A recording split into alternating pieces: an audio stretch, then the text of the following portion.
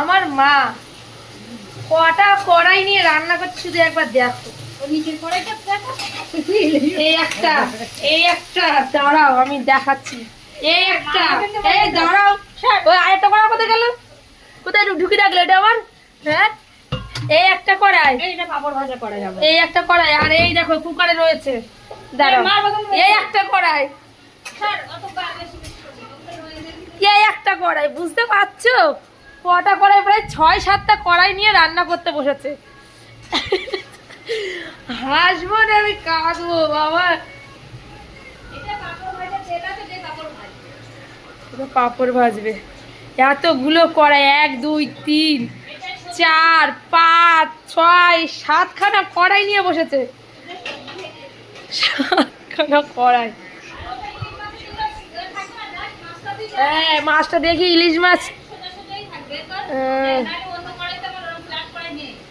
দেখো 7টা কড়াই, সমান হবে না। সুন্দর হয়েছে। এ তোমরা দুজন স্নান করে নাও একসাথে, যাও নিচের বাথরুমে যাও।